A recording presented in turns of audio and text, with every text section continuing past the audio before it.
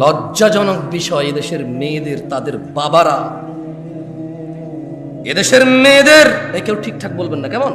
কারণ আপনি একটা তো ঠিক বললেন, আমি খুব হাইপ হয়ে গেলাম, মাশাআল্লাহ, okay, people are connected with me.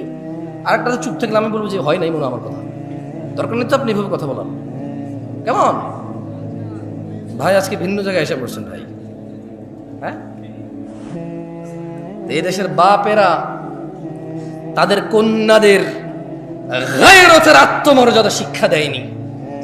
এজন্য তাদের স্বামীরা ঘুষখোর হলে, সুদখোর হলে, দুর্নীতিবাজ হলেও তাদের স্ত্রীরা বড় বড় গহেনা পরে, 2 লক্ষ টাকায় গরু কিনে। ভাবি জানেন এটা আপনার ভাইয়া নিয়ে আসছিল, মালদ্বীপ গিয়েছিল যে তখন, বড় করে বলে। অথচ ভাবি জানে এর বেতন 25,000, বউ নিজে জানে স্বামীর বেতন 25,000, ছেলে জানে বাপের বেতন সরকারি স্কেলে 25, কেমন? স্বামী, ছেলে সন্তান জানে তার বাপের বেতন 25,000, শ্বশুর জানে তার জামাইয়ের বেতন 25,000, বাপ জানে তার ছেলের বেতন 25,000, কাজিন ব্রাদার্স অ্যান্ড সিস্টার্স জানে তার কাজিন ব্রাদারের বেতন 25,000। বিমানে চড়ে, ফটো তোলে, ছাড়ে, মসজিদে 2 লক্ষ টাকা দান করে, সভাপতি বলে মারহাবা। ও বেটা আনছে কই থেকে? ওর বাপের কি জমিদারি আমি ওরে চিনি না? আমি ওরে চিনি না? ওর বাপ কত কষ্ট করে ওকে মানুষ করেছে, কত কষ্ট করে পড়ালেখা করাইছে ওকে, নিজেরা ঠিকভাবে খায় নাই, পড়ে নাই, বিলাসিতা করে নাই। 4টা ছেলের মধ্যে 3টা ছেলে, 2টা বিদেশ চলে গেছে, একটা শহরে কাজ করতে, 1 টাকায় পড়াশোনা করাইছে, কত কষ্ট করে ওকে পড়াশোনা করাইছে। এরপরে যে শিক্ষিত হয়েছে, বাপে গর্ব করে বলে ছেলে মাস্টার ডিগ্রি পাস করেছে, অনার্স মাস্টার্স কমপ্লিট করেছে, কত গর্ব করে বাপের মনটা শান্তি হয়ে ছেলে পড়াশোনা করছে। ওই ছেলের বেতন 25,000, এই ছেলে মসজিদে এসে 2 লাখ টাকা দেয়, ওর বাপের জমি বিক্রি করে দিয়েছে না? হ্যাঁ, মসজিদে ফ্যান এসি জরুরি হয়ে গেছে, ঘুষখোর সুদ করে টাকায় করতে হবে। ছি ছি ছি ছি ছি, বেনামাজি এদেশের মসজিদের সভাপতি কোন সমাজে বসবাস করে? কি গায়রত, আত্মমর্যাদা কি ভাই? অমুসলিমরা কেমন আমি জানি না, মুসলমানদের যদি অবস্থা হয়ে যায়, আত্মমর্যাদা কাজ করে না, আত্মমর্যাদা। মসজিদের ইমাম দেখি যে নেতা নেত্রীর পিছিয়ে খুব লুতুপুতু করে, কেন ভাই? ইমাম মানি নেতা? ও কিসের নেতা? নেতা না আপনি, ওর নেতা ওর ভোটের মাঠে, ওর নেতা। এখন মসজিদ এটা আমি নেতা, আমি ইমাম। এখন জুমার খুতবা হবে, এখন ইমাম আমি, নেতা আমি, কোনো সভাপতির কথা আমার উপরে যেতে পারবে না, আমি পরামর্শ দেব। আর যদি আমার উপরে নেতৃত্ব দেওয়ার কেউ থাকে, ও খুতবা দিবে, কারণ বেশি যোগ্য মানুষ খুতবা দিলে মানুষের বেশি কাজে আসবে, ঠিক কিনা?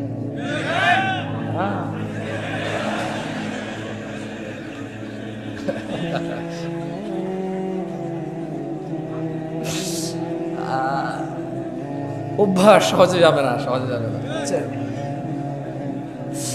আউযু বিল্লাহি মিনাশ শাইতানির রাজীম। সবাই বলেন আল্লাহুম্মা সাল্লি আলা মুহাম্মদ, আল্লাহুম্মা সাল্লি আলা মুহাম্মদ, আল্লাহুম্মা সাল্লি আলা মুহাম্মদ, আল্লাহুম্মা সাল্লি আলা মুহাম্মদ।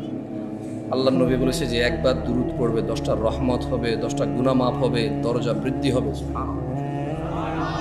দুরূদ পড়বেন বেশি বেশি। ফাকুবকিবু ফিহা ওয়া হুম ওয়াল গাউন।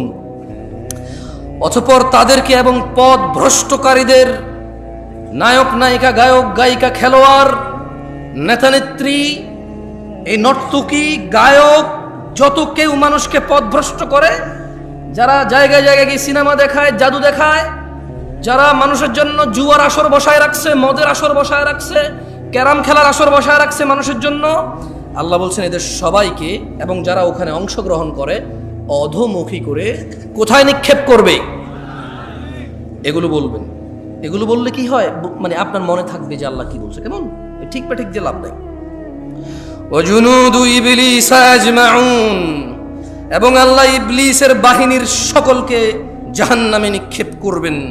ক্বালু, তারা সবাই ওখানে বলবে, ওয়াহুম ফিহা ইয়াখতাসিমুন, তারা সবাই জাহান্নামে বিতর্কে লিপ্ত হয়ে বলবে, তাল্লাহ, আল্লাহর কসম, ইন কুন্না লাফি দালালিম মুবিন, আমরা তো স্পষ্ট পথ ভ্রষ্টতায় নিমজ্জিত ছিলাম।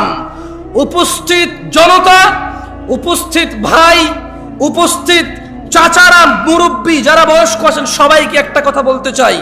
আমি কিছু প্রশ্ন করব, আপনারা আমার কথা শোনেন তো, ঠিক না? পুরো গ্রামের সবাই জায়গায় লাভ কি ভাই? সাউন্ড কম কি? এখানে শুনলে তো হয়। রাতের বাজে 11:30, মানুষ ঘুমাবে না, কালকে বাচ্চা কাচ্চার স্কুল মাদ্রাসা নাই। সাউন্ড তুমি প্রয়োজনে বাহিরটা আরো কমাই দাও, বাহিরের দরকার নেই সাউন্ড, এখানে সাউন্ড হলে চলবে, খালাস। বলেন তো, আমি কিছু প্রশ্ন করব, যারা যারা জানেন সঠিক উত্তর দেবেন, ঠিক আছে? জুয়া খেলা কি? মদ খাওয়া, নামাজ ত্যাগ করা, গালিগালাজ করা, মারামারি করা, সুদ খাওয়া, ঘুষ খাওয়া। আমাকে আনছেন কেন? সব তো আপনারা জানেন। আরে হাসেন কেন? সবকিছু কৌতুক না? সবকিছু কৌতুক। দুনিয়াটা খেল তামাশা হয়ে গেছে, ব্যাস খালাস। খেলো, হাসো, তামাশা করো, ব্যাস। আমি বলছি যে হারাম কোনটা আপনি জানেন না যেটা হারাম? এই যে এটাই আল্লাহ কোরআনুল কারীমে বলতেছে। তুমি তো এটা ধরো নাই না? ঠিক আছে, ধরবা না, এটা সাউন্ড ধরবা না। এটাই আল্লাহ বলতেছে যে তাল্লাহ, আল্লাহর শপথ, ইন কুন্না লাফি দালালিম মুবিন। এই পথভ্রষ্ট মানুষগুলো দুনিয়াতে জানে কোনটা ন্যায় কোনটা অন্যায়। এরা সবাই বলবে আল্লাহর কসম, আল্লাহর কসম, আমি তো দুনিয়াতে পথভ্রষ্টতা নিমজ্জিত ছিলাম। ইয নুসাউইকুম বিরাব্বিল আলামিন, যখন আমরা তোমাদেরকে সৃষ্টিকুলের রবের সমকক্ষ গণ্য করতাম। এখানে মুশরিকদের কথা বলতেছে। কাকে বলতেছে? মুশরিকদেরকে বলতে। আচ্ছা বলেন তো, একটা কনসার্ট যদি হয় আজকে রাতে এখানে, এটা কি হয়? এই গ্রামের যুবক যুবতীদের যদি, মেয়েদের যদি আলাদা ব্যবস্থা করা হয়, আচ্ছা এখানকার উদাহরণ দিয়ে লাভ কি? এখানে এরকম হবে না। ঢাকা শহরে যে কনসার্টগুলো হয়, মেয়ে ছেলে তো আলাদা ব্যবস্থা নেই, আছে? সবাই দাঁড়ায় থাকবে আর মোবাইলে লাইট জ্বালায় থাকবে। নতুন করে খেয়াল করতে না, মাঝে মধ্যে তো ইন্টারনেট আসা আপনারা দেখেন না? হ্যাঁ, একজনে টন টন টন টন করে গান গায়, সবাই মোবাইলে লড়ায়, ওই যে ই দিয়ে বাতি লাগায়, ঠিক না? ঠিক কিনা? হ্যাঁ ঠিক। তো আপনি দেখবেন ওখানে ছেলে মেয়ে উভয়ের উপস্থিতি প্রচুর, টিকিট পায় নাই, পাড়াপাড়ি করতেছে, আর্মি পুলিশের পিড়ায় লাইন ধরতে পারতেছে না, মানুষ আর মানুষ। খুব আফসোস করে বলো যে আমরা এসেছিলাম খুব শখ করে, ভেবেছিলাম পাবো, কিন্তু আসলে একটু লেট হয়ে গেছে, পাই নাই। খুব শখ ছিল ওনার গানটা শুনবো, খুব শখ ছিল ওই মহিলার সাথে একটু ড্যান্স করবো, কিন্তু আসলে পাই নাই। বলে না, আপনার লজ্জাও লাগে না? বলে যে ও নর্তকী ডান্স দেখতে যাবে, খুব আফসোস টিকিটটা পায়নি, খুব আফসোস। পুলিশকে যখন ইন্টারভিউ নিতে, পুলিশ বলো যে এখানে আইন শৃঙ্খলা বাহিনী আরও বেশি মোতায়েন হওয়া দরকার ছিল, আমরা আগে থেকে বুঝতে পেরেছিলাম যে মানে পরিস্থিতি এমন করে থাকবে না, আমরা শুরু থেকে এসেছি, লাইন ধরার চেষ্টা করেছি, মানুষ বুঝতে চায় না, নাহলে আরও অনেক ক্ষয়ক্ষতি হয়ে যেত। মানে গান শুনতে যাবে সবাই, কি শুনতে যাবে? আপনি বলেন, এটা বলেন তো, মিউজিক শোনা হারাম না হালাল? নাচ দেখা হারাম না হালাল? কে জানে না? একজন হাত তোলেন যে এটা জানেন না। একজন লোক হাত তোলেন যে জীবনে আজকে প্রথম জানছেন গান শোনা হারাম, এর আগে কোনোদিন শোনেন নাই, হাত তোলেন তো একজন। তা আমি তো একটু আগে এটাই বলছিলাম, আমাকে কেন নিয়ে আসছেন এই পৃথিবীতে? আল্লাহ যা নিষিদ্ধ নিকৃষ্ট করেছে প্রত্যেকটা সম্পর্কে আপনি জ্ঞান রাখেন। হয়তো কোন আয়াতে বলেছে নিষেধ, কোন হাদিসে বলেছে নিষেধ, এটা আপনি জানেন না, কিন্তু কাজটা যে নিষিদ্ধ এটা আপনি জানেন। এই পৃথিবীতে প্রত্যেকটা ভালো কাজের, প্রায় ভালো কাজ আপনি ইলম রাখেন। হয়তো কোন আয়াতে বলেছে, কোন হাদিসে বলছে, সেটা আপনি কি ইলম রাখেন না, কিন্তু এটা আপনি জানেন কোন কাজটা ভালো। বলেন তো, সালাম দেওয়া কি?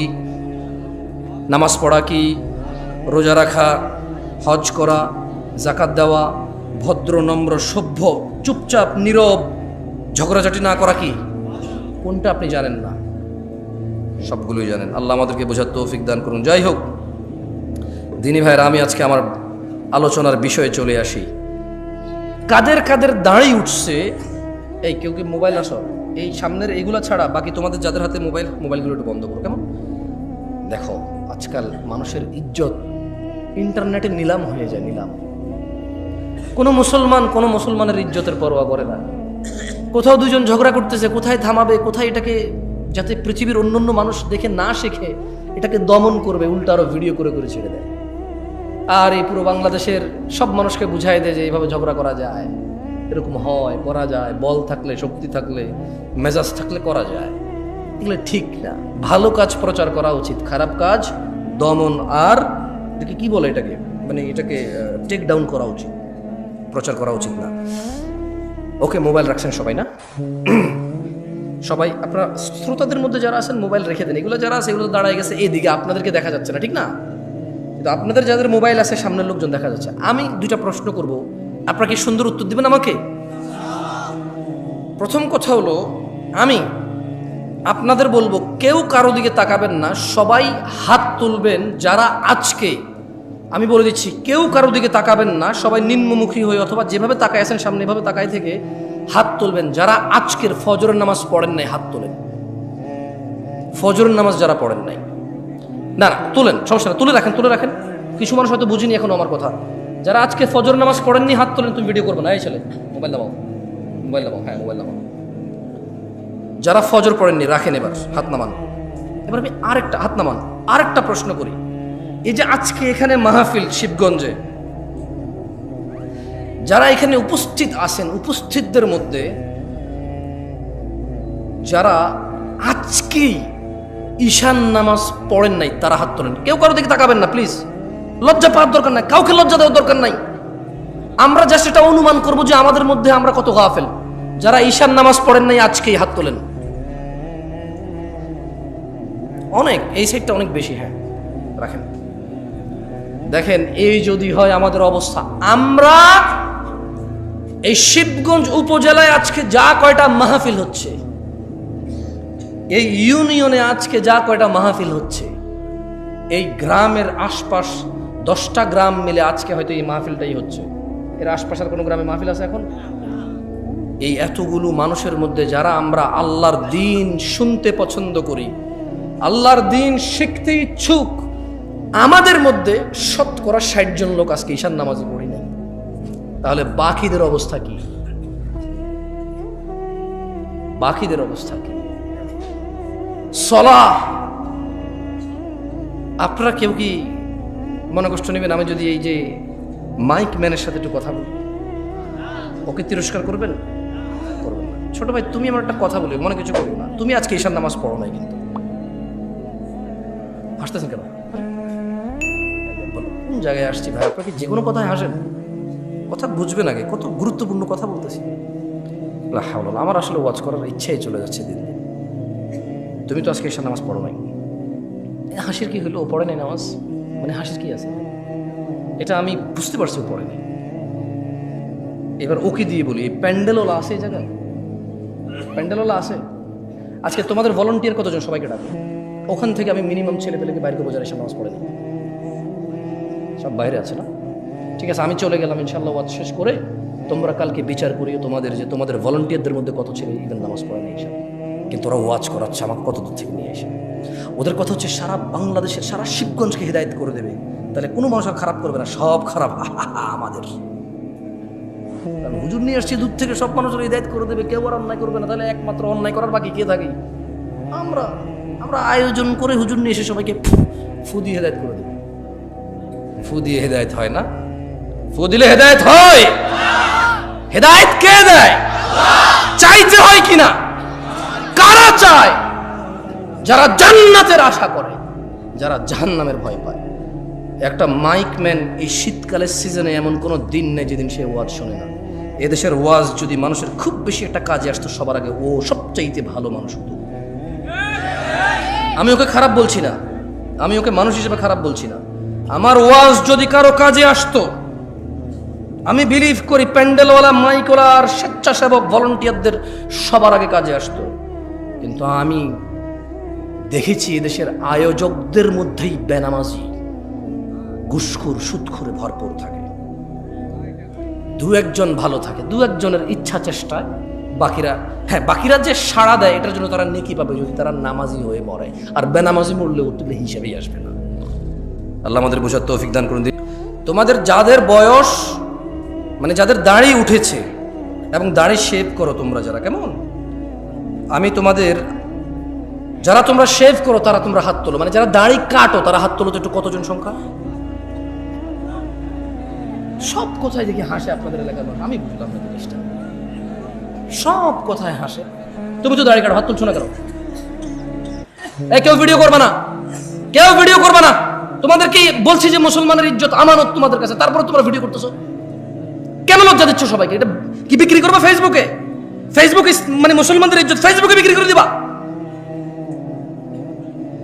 হাত তোলো যারা শেভ করো, দাড়ি কাটো যারা, ছোট করো, শেভ না ছোট করো, এই একটু সাইজ করো যারা, তারাও তোলো,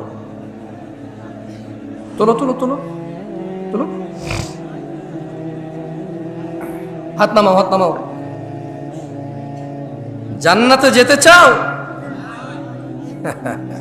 তবে শোনো, শিবগঞ্জের মানুষ 20 মিনিট কথা বলবো, আর ইনশাআল্লাহ সর্বোচ্চ 20 মিনিট কথা বলবো ইনশাআল্লাহ। দেখো তোমার জান্নাতে যাওয়ার জন্য কোনো কিছু পাও কিনা, যেটা তোমার মানতে ইচ্ছে হবে, যেটা তোমার শিখতে ইচ্ছে হবে, করতে ইচ্ছে হবে, আর জান্নাতে যেতে ইচ্ছে হবে।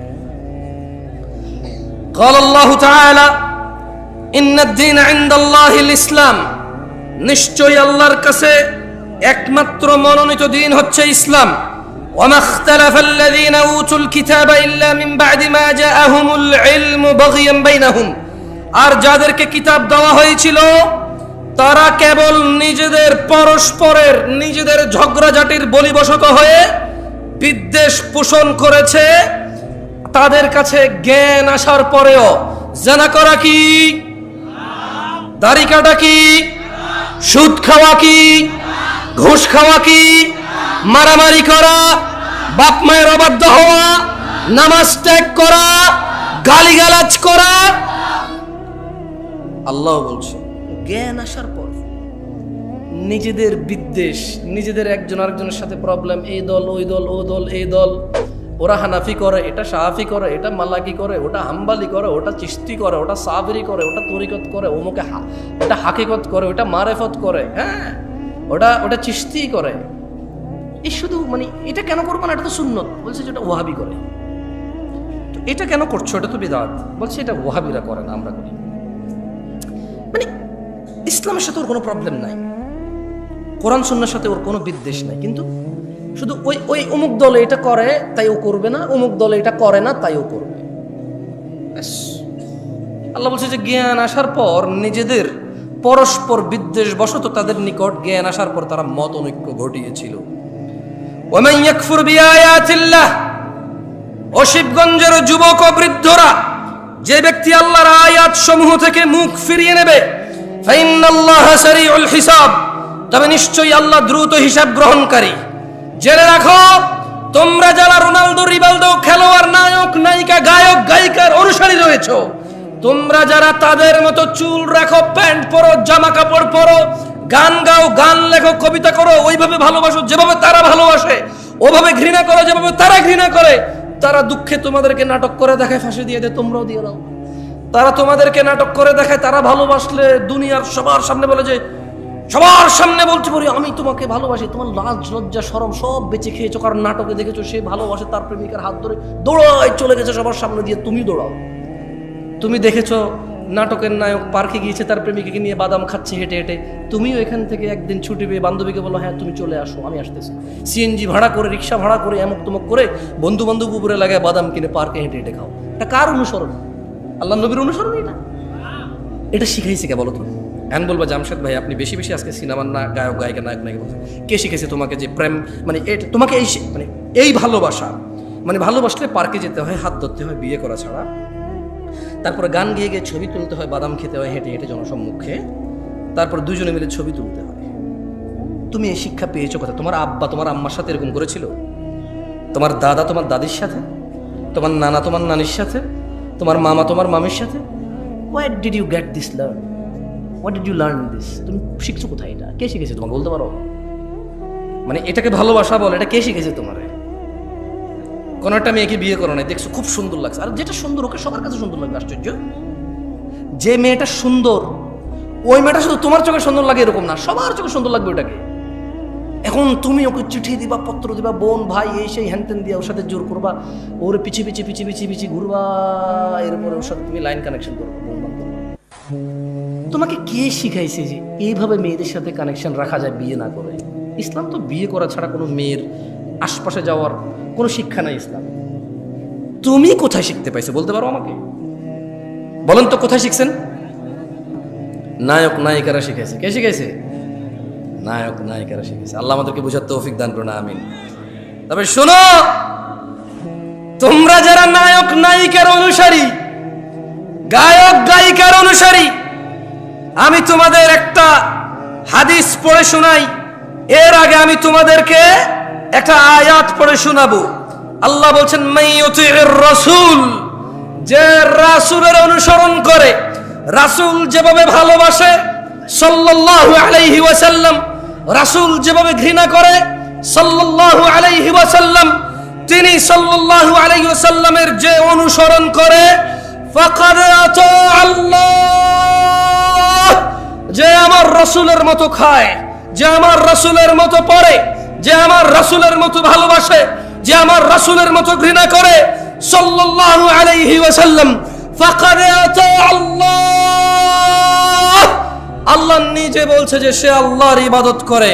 ওয়ামান তাওয়াল্লা, আর যদি কেউ রাসূলের অনুসরণ থেকে মুখ ফিরিয়ে নেয়, ওর নায়কের মতো দেখতে হবে শেভ করে, ওর গায়কের মতো দেখতে হবে শেভ করে, ওর চুল এমনি এমনি কাটবে, অমুক খেলোয়াড়ের মতো দেখতে হবে।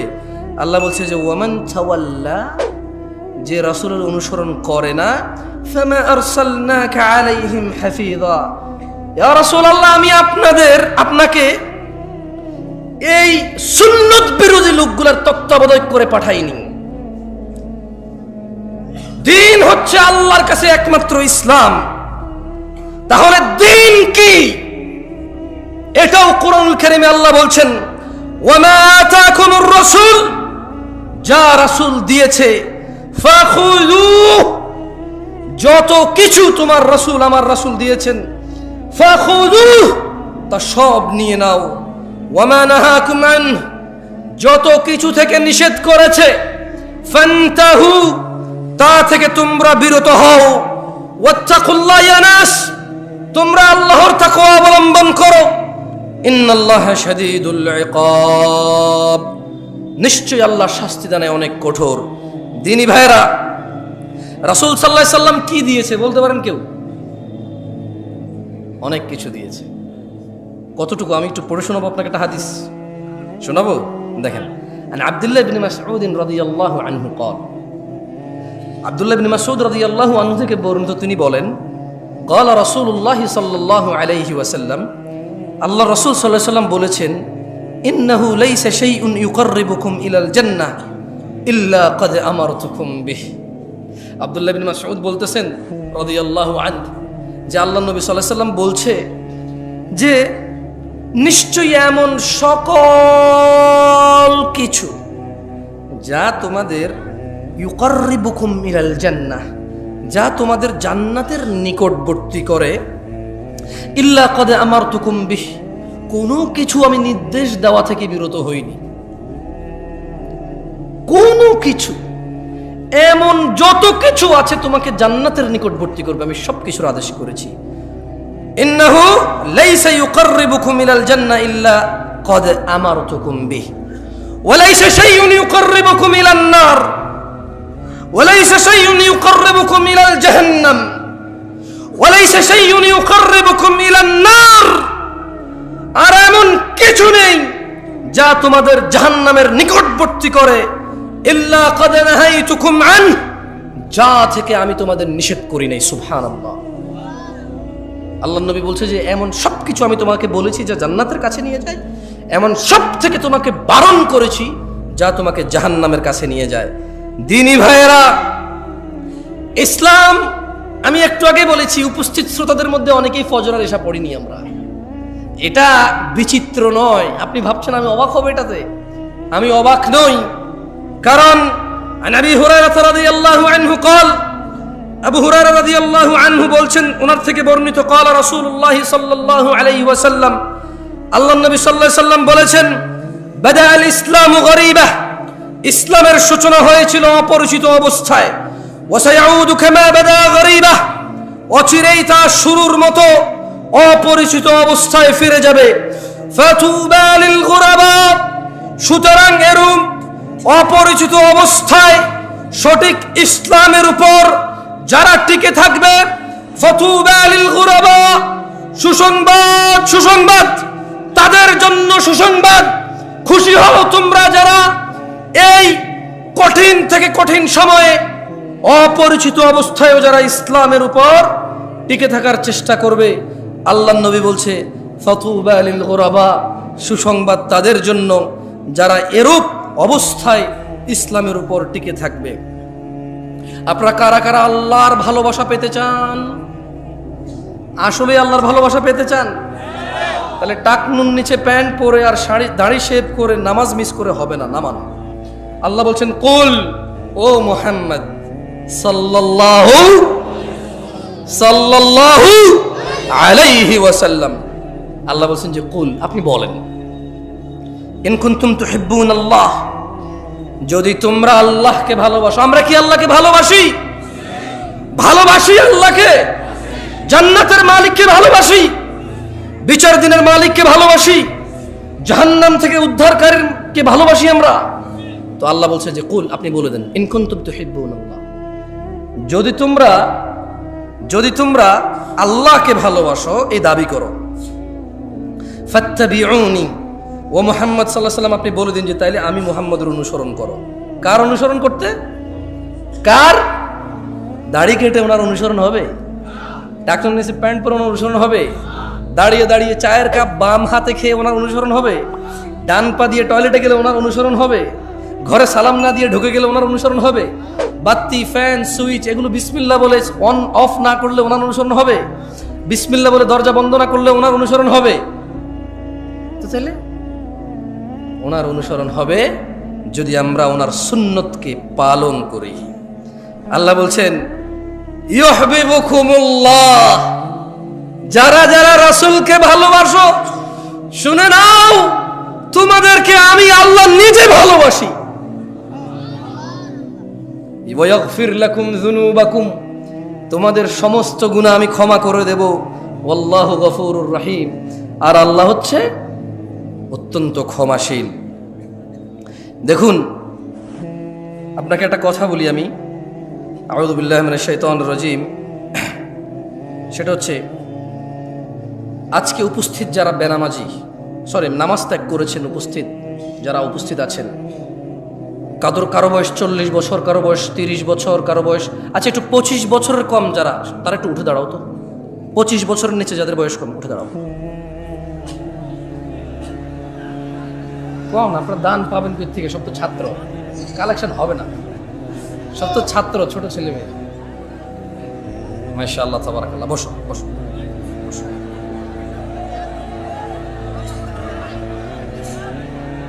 অনেক কথা জমছে, দেখছেন কিভাবে বলতেছে না? বলুক বলুক, বলতে দেন। অনেকক্ষণ চুপ, এতক্ষণ বাঙালি চুপ থাকে, কি বলে?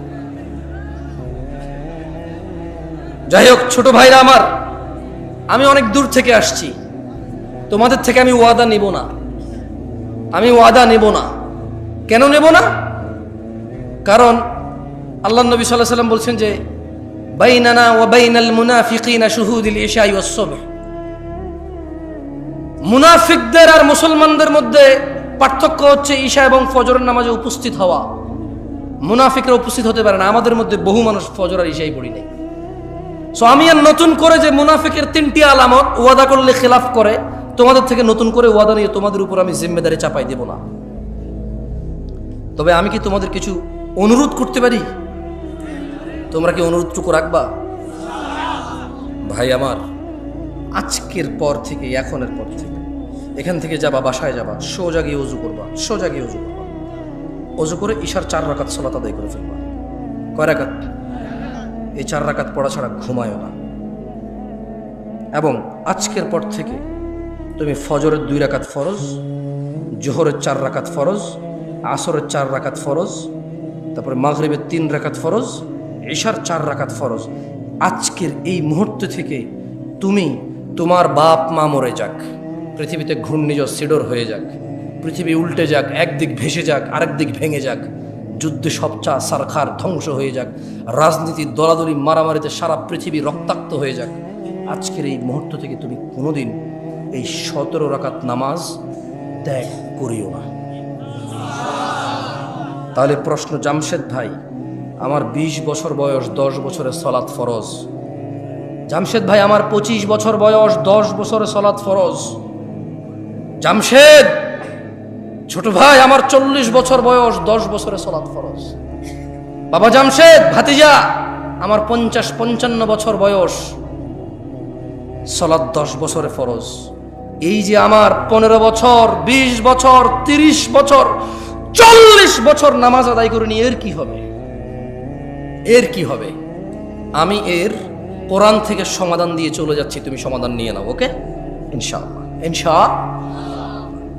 এই যে তোমার 50 বছরের অপরাধ, তোমার 40 বছরের অপরাধের কি হবে, এটা আমি বলে দিয়ে বিদায় নিয়ে চলে যাব। এরপর তুমি সিদ্ধান্ত নিবা আজকে তোমার 50 বছরের গুনাহকে কি করবা। তুমি সিদ্ধান্ত নিবা আগামীকাল তুমি মুসলিম হয়ে বসবাস করবা নাকি অমুসলিম হয়ে বসবাস করবা, মুশরিক মুনাফিক বেঈমান হয়ে মৃত্যুবরণ করবা নাকি মুসলমান হয়ে মৃত্যুবরণ করবা। এটা তোমার সিদ্ধান্ত হবে। শোনো, যার যা অপরাধ আছে, অপরাধের ধরন আমি বলতেছি না, কারণ আল্লাহ অপরাধের ধরন বলে নাই। আল্লাহ বলছে ইল্লা মান তাব, অতঃপর যে তার যাবতীয় যত বড় হোক, যত ছোট হোক, যত জঘন্য হোক, যত নিকৃষ্ট হোক, যত বর্বর হোক, ইল্লা মান তাব। বোনরা আমার, মনোযোগ দিয়ে শুনবেন, ভাই আমার, সূরা ফুরকানের 70 নম্বর আয়াতে আপনার 50 বছরের গুনাহের সমাধান আছে। ইল্লা মান তাব, অতঃপর যে তওবা করবে, ওয়া আমানা, ঈমান আনবে, ওয়া আমিলা আমালান সালিহা, তওবা করবে, ঈমান আনবে, ভালো কাজ করবে। কয়টা কাজ? প্রথম, জোরে বলেন, প্রথম, পরে, এরপর তওবা করবে, ঈমান আনবে, ভালো কাজ করবে। আল্লাহ বলছেন ফাউলাইকা ইউবাদদিলুল্লাহু সাইয়্যাতিহিম হাসানাত। যদি কোন মানুষ তার অপরাধ যা খুশি হোক, যত খুশি হোক, তওবা করলো, ঈমান আনলো, ভালো কাজ করলো, পিছনের এই যে গুনাহ, আল্লাহ বলছে যে এটাকে শুধু মাফ করব না, এটাকে নেকিতে পরিবর্তন করব।